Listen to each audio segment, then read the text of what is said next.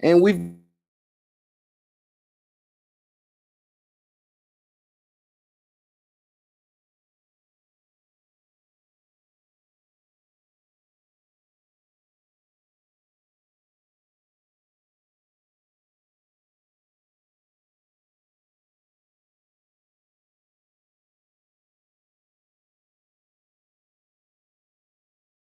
because what they did to Kobe, Gigi, and the seven other victims was just disgusting.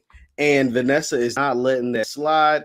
So recently, late last night, most of you guys were probably asleep. I was actually up and I was waiting till the morning to now to share with you that Vanessa actually released the names of the four LA County Sheriff Department deputies who took pictures of the helicopter crash site of Kobe Bryant, Gigi Bryant, and the seven other victims. Let me read to you from CNN.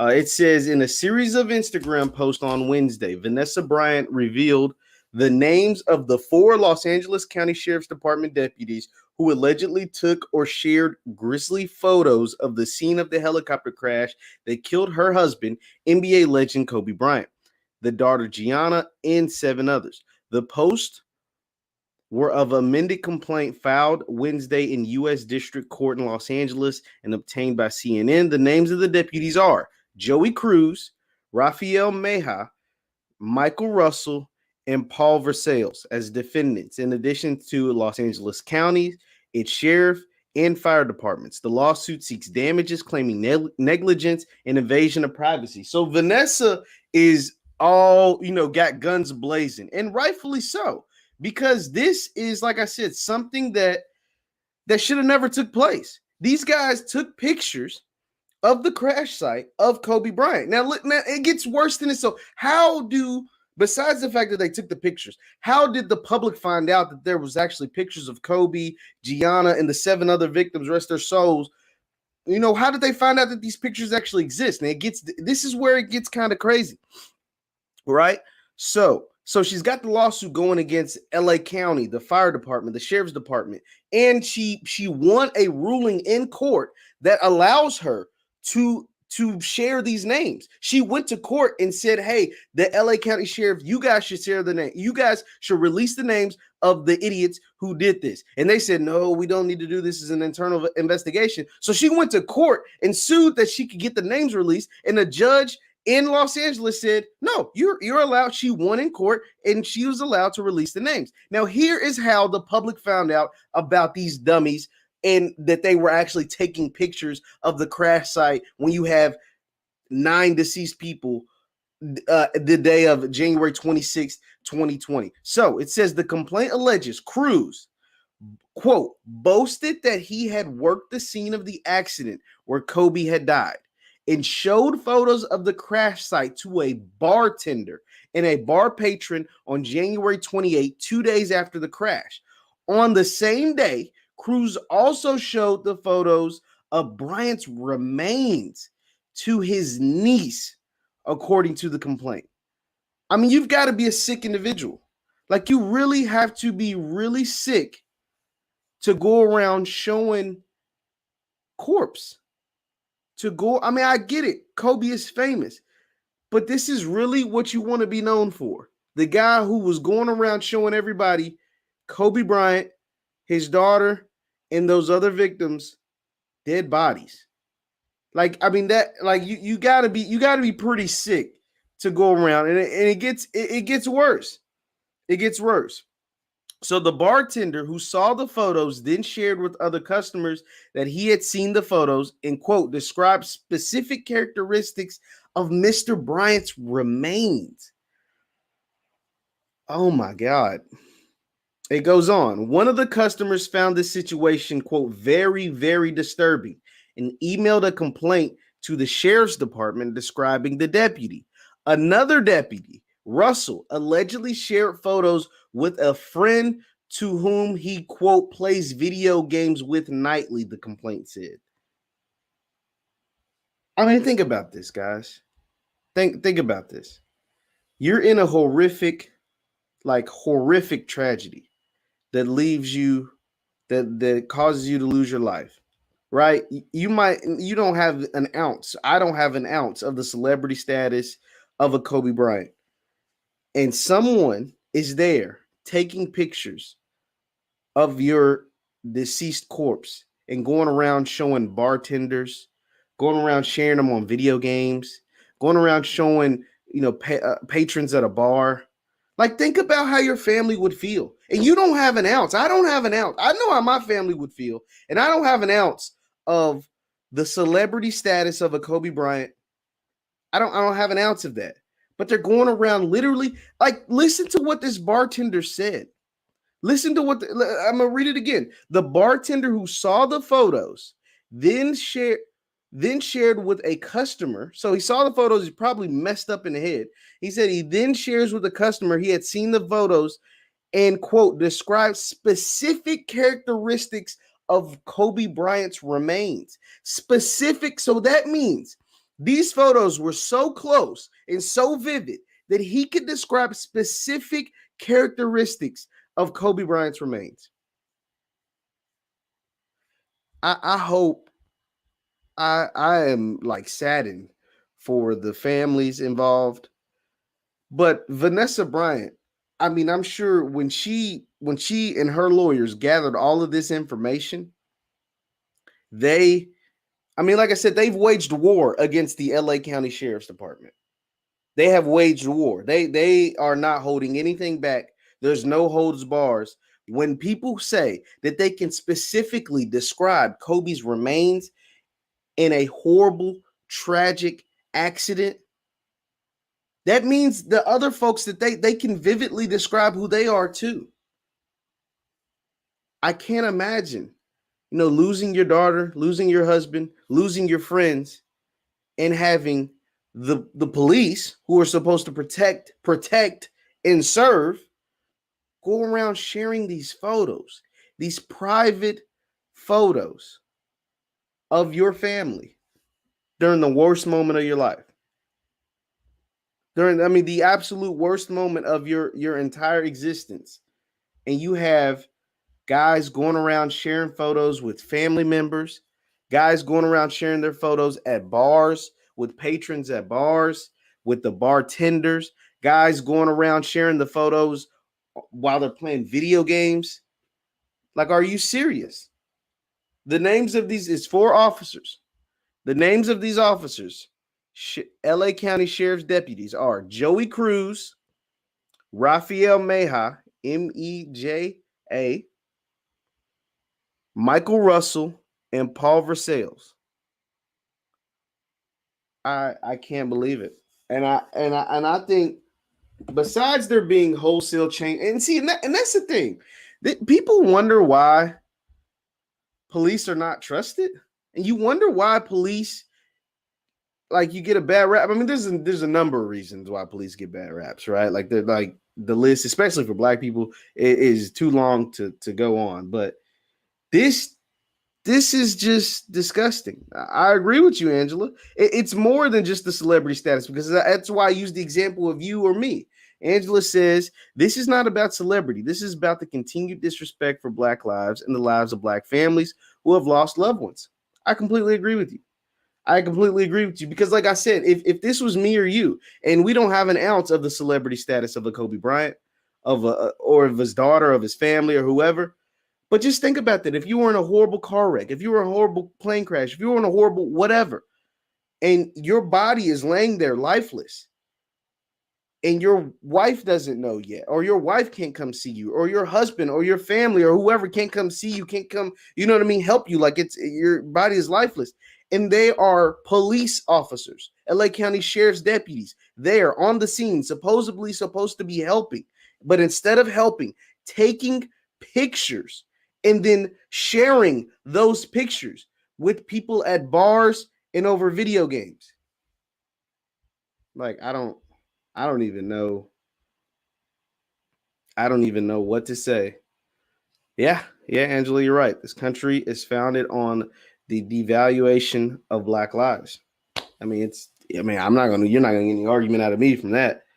But that Vanessa Bryant has waged war on the LA County Sheriff's Department, And she's going to win. She's going to win because the details of this lawsuit are disturbing, are disgusting. And I just really wondering, like, that's an institutional problem. Like, you can't fix that. Nobody out of these 4 deputies thought it was wrong or didn't think to stop someone from taking these pictures. Like, nobody thought, like, nobody had the wherewithal to say, guys, this probably isn't a good idea, right? To take these pictures of the scene, of the crash scene to your personal devices, not like a corner picture, right? Where they come out there and take the pictures of the crimes, not a crime scene, but of the scene or whatever, but to take pictures on their cell phones and then go back and share these photos and images. Like, what the hell do you expect to gain out of that? Some notoriety? Some clout? Hey, guys, I got these pictures of dead corpses, and one of them happens to be Kobe Bryant. Like, where are you going with this? I don't know. That is very disturbing. But like I said, Vanessa Bryant is not going to sleep until, I mean, honestly, these men should be in jail. But, she's going to get any and everything out of the LA County, out of the city of Los Angeles in LA County. She's going to get any and everything out of them, whether it's damages, firings. Honestly, like I said, these guys should be in jail. But hey, she's going to get any and everything that she can get. And she deserves it because this is, like I said, this is very disturbing. When I was reading this stuff and seeing that these guys are sharing it over video games, over bars, over drinks and stuff like it was a sporting event. And this is the loss of lives, several lives. Nah, man. Nah, that just didn't sit right with me. Once again, guys, I'm Jeff Lightsy Jr., the Victory Formation Sports Show. I'm going to be able to get that. Be sure to hit the thumbs up button, like, share, subscribe. Victory Formation. And so, on here on the Black Boss channel. So, moving on. It's kind of hard to move on from that, but we'll try to. Good morning to you, Mr. Coffee. The NCAA tournament starts today. And I don't talk about college sports a whole lot because, especially this year, college sports was just not the same. College sports COVID kind of ruined college sports. The beauty behind college sports is the fact that you get to watch your favorite school, your favorite team, your favorite whatever, go out and compete and at least look like they have a chance of winning, right? And this year, COVID just kind of took that away. And so the NCAA tournament starts today, and there's no Duke, there's no Kentucky, there's no Louisville, and for my personal sake, there's no WKU. I'm going to just throw that in there because I'm a WKU alum. And so this is the first time the NCAA tournament hasn't had Duke, Kentucky, Louisville, or WKU since 1965. Now, the ratings for the NCAA tournament March Madness are going to be in the tank, and there's going to be a number of reasons why. One, ratings across everything, every major sport has been in the garbage this year. That's just how it is. It's because people are dealing with a whole lot more than wanting to participate in sports. It's good that we have sports back. Don't get me wrong. I'm glad that they brought back sports. But folks are dealing with a whole lot, whether it's the loss of their jobs, whether it's, the loss of family members, COVID, just, everything. The economy was in the trash for a long time. Like, a lot of things have gone wrong in America for most folks who are casual sports fans to tune in. And so I think March Madness, just like the Super Bowl, just like the NBA Finals, just like all the other sporting events that have taken place this year or in the past year, is going to suffer. And it's also going to suffer because there's no Duke, no Kentucky, no Louisville. No, Kansas is not the favorite. North Carolina is not a favorite. Villanova is not a favorite. The favorites this year are teams like Gonzaga and Baylor. I'm sorry, no offense. Shout out to the Gonzaga and Baylor, but nobody's checking in for Gonzaga and Baylor. Gonzaga's undefeated, and a lot of people probably don't even realize that. Gonzaga's it has a legit chance to go the entire season undefeated and be the first team to go undefeated since 1976. 1976, they have a legit chance of doing it. But nobody's even checking for them. Nobody's even sweating Gonzaga. And they have literally a legit chance to go undefeated this season. But college basketball has a real problem. Here is what college basketball is facing. And not just college basketball, college sports, but mainly college basketball, because college basketball is built around blue blood programs and stars. Blue blood programs and stars that you will see at the next level. And they have a problem. One, their biggest stars either are choosing not to go to college at all, whether it's the G League, overseas, or whatever. And two, their blue blood programs are down, at least for this year. Their blue blood programs are down, and there's only going to be rampant more and more competition taken away from college basketball. Think about it. The G League is rising. You can get $500,000 to go play in the G League right now if you're a top prospect. So a lot of the top prospects that would have went to your Dukes or your Kentuckys or your whoever, they chose to go to the G League. Jalen Green chose to go to the G League. Kuminga chose to go to the G League. Daishen Nix chose to go to the G League. Isaiah Todd chose to go to the G League. Like, these guys chose to go get paid instead of playing in college basketball. So that is a problem. That's a problem they're gonna face. There's more competition coming.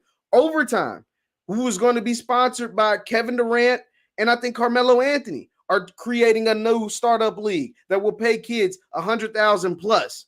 So there's going to be even more competition for college basketball. So the fact that NCAA has had a stranglehold monopoly over these kids and not allowed them to get paid. I just saw a tweet or a post today from the guy, Javon Quiverly. He was he plays for Alabama. He was the SEC tournament MVP. Javon Quinterly, or I think it's Quinterly. He was the SEC tournament MVP. And him and his friends, back where he's from, I think up in New York, created the Jelly Fam, right? Like, there's a cool way to do the layups and whatever. And they had, like, it's a global thing. Like, I remember, because they're a little younger than me, but I remember when this Jelly Fam thing popped on the scene and folks everywhere were trying to do these, like, fancy layups. It's the way they do layups, and they call it the Jelly Fam. Well, they've never been able to profit off this social media craze that they created because they all were D1 athletes. He originally went to Villanova. The other guy that's a big dude, like really well known, associated with the Jelly Fam, went to Minnesota. Like, but they couldn't, but obviously they couldn't profit from their name or their buzz or everything that they had going because they wanted to keep the scholarships, right? So that's the problem that the NCAA is having. That is the problem college basketball is having because it's star-driven, blue blood-driven. Like the football, it's mainly team-driven, right? Alabama's always going to be good. There's not really other minor league football leagues, right? The best exposure you can get trying to get to the NFL is college football. And for a long time, it was college basketball. But now we're seeing that's not the case.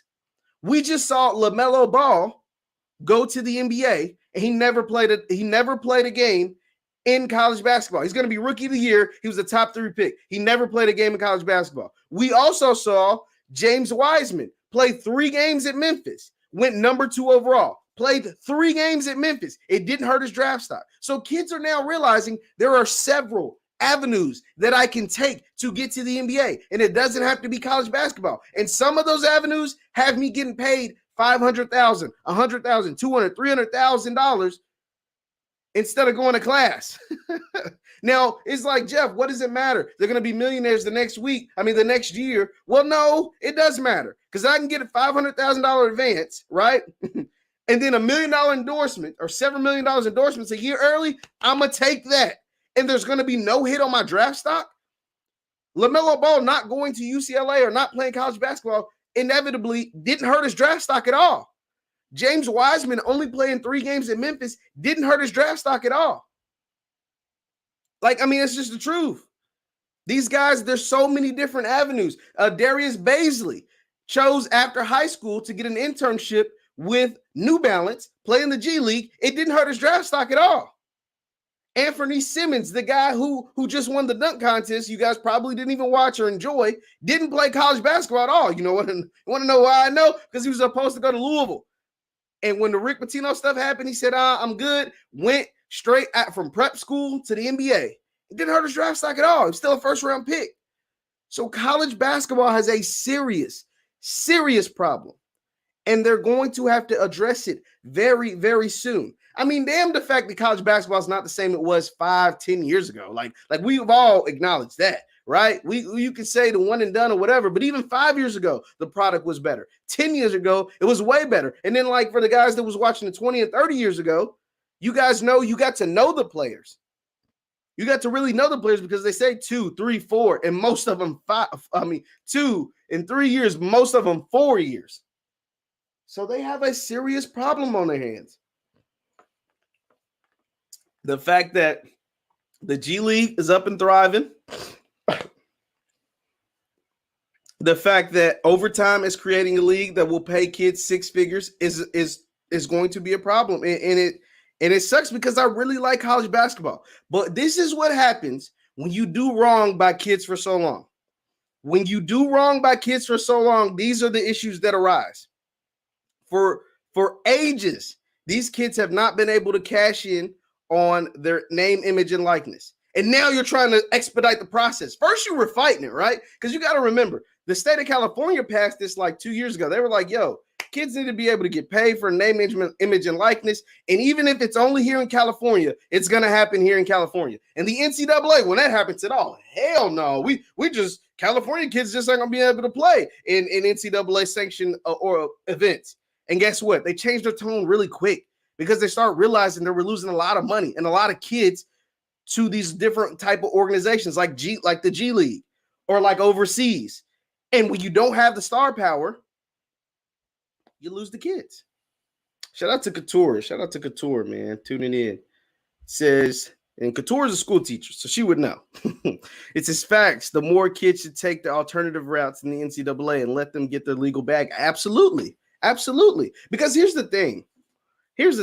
Obviously, everybody's not going to play in the NBA. Everybody needs, there's way more NCAA institutions, Division I programs, Division II programs, Division III programs than there are jobs in the NBA or the NFL. I mean, it's just that simple. Like, there's no other way to put it. But at the same time, for those who know, like there's kids that know.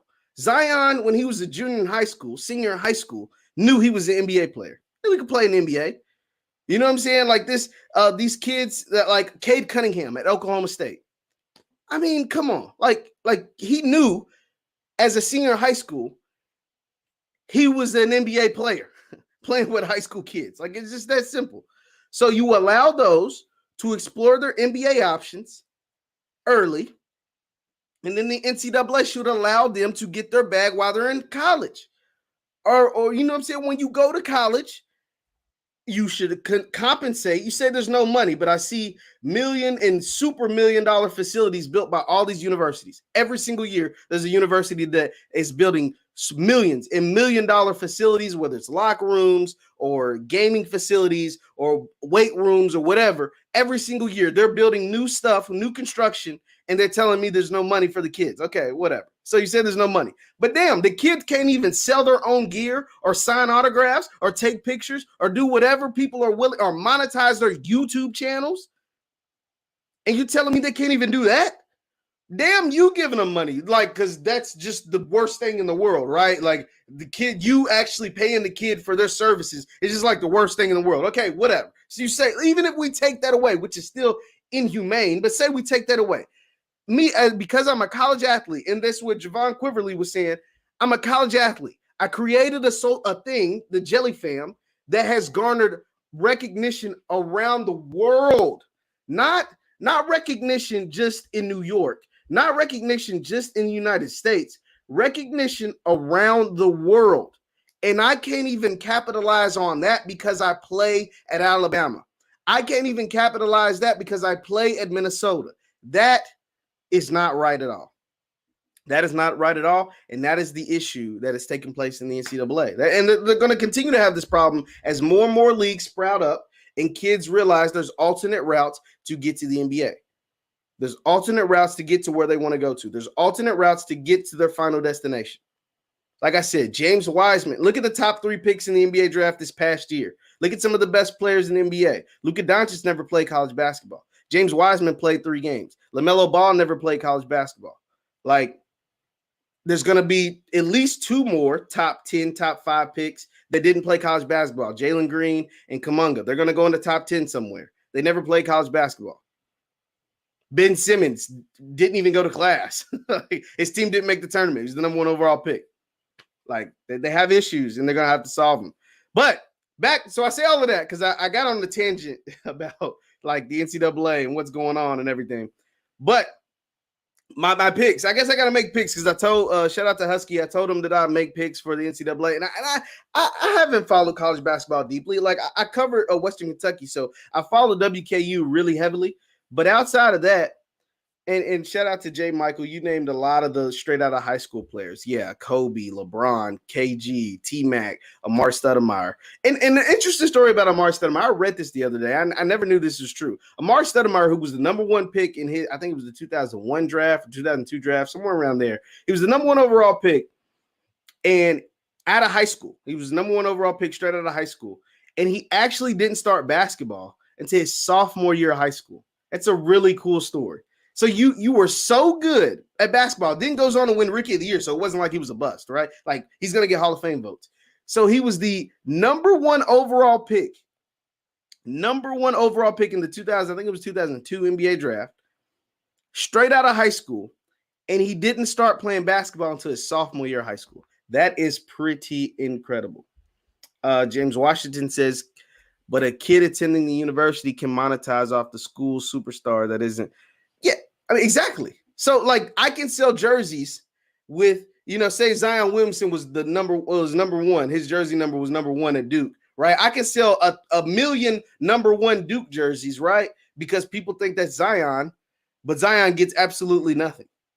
That was the whole deal, and the NCAA has had this problem for years, right? Like, some of the most well-known cases were like with the Fab Five and Chris Webber and stuff like that. But now that with the social media age, and I think people are finally, like, the mainstream media is finally coming around, because at the time they were calling kids like Chris Webber and guys like Jalen Rose, who were like, how in the hell is Michigan getting all these millions and millions of dollars off my name, and my family back in Detroit is still struggling to get a meal, right?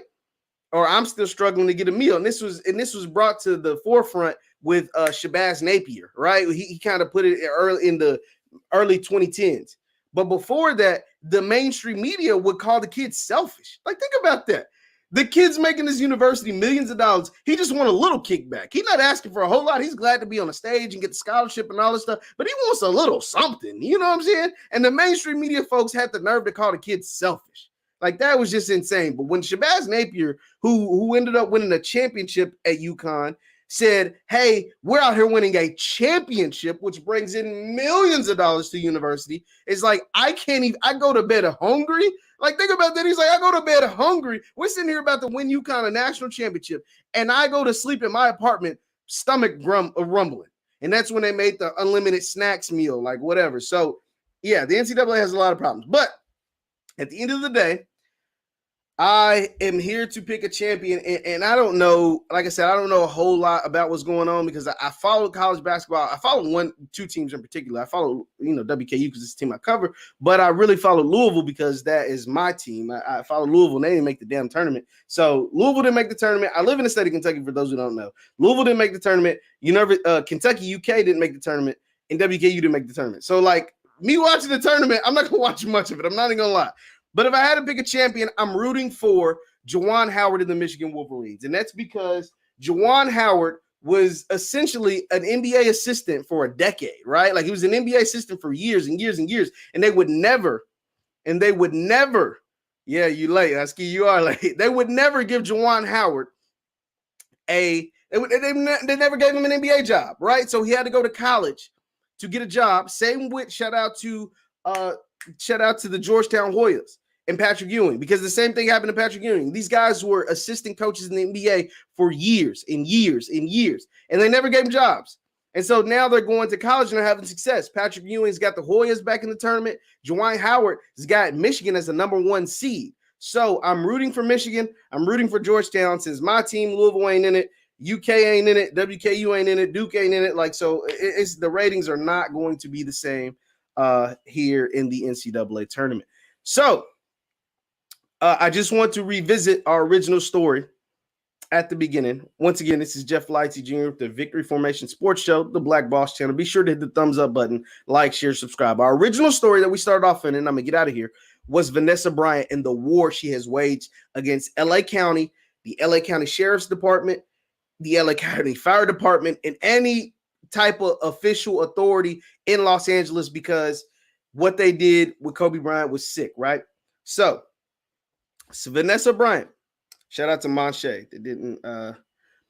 Vanessa Bryant she released the names of the LA County Sheriff's deputies who took pictures at the crash site of Kobe Bryant. I'm gonna run through this again, and then we're gonna get out of here.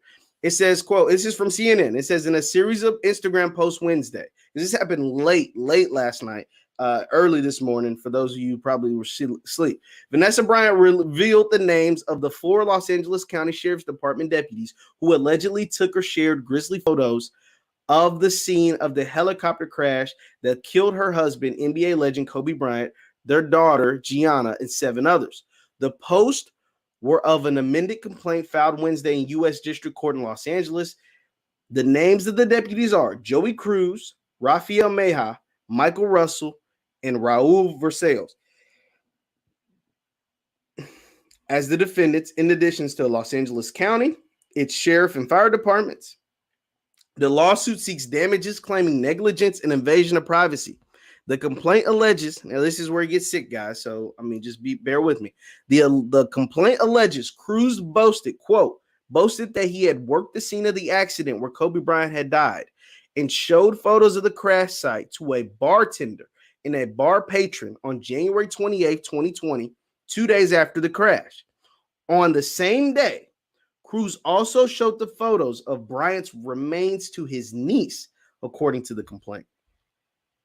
And this is how, and so you're wondering, how did people find out? So the bartender who saw the photos then shared with the other customers that he had seen the photos and, quote, described specific characteristics of Bryant's remains. Think about this. The bartender, the photos were so close and so vivid that he could, quote, describe specific characteristics of Kobe Bryant's remains. One of the customers found the situation, quote, very, very disturbing, and emailed a complaint to the sheriff's department describing the deputy. This is how it kind of got out to the public, right? This is how it initially broke. And then this is the other guy. Another deputy, Russell, allegedly shared the photos with friends with whom he, quote, plays video games with nightly. If that isn't sick, I don't know what sick is. If that isn't sick, I don't really know what it is. So yeah, Vanessa Bryant's got this lawsuit against basically the entire city of Los Angeles and Los Angeles County. And I hope she wins everything, because the fact that, celebrity or no celebrity, that these guys are police officers or sheriff's deputies or whatever that are there to protect and serve, and are going out here with their drunken buddies sharing photos so vivid of Kobe Bryant's remains that this bartender says he can actually distinctly recognize who Kobe Bryant is very sick and saddening.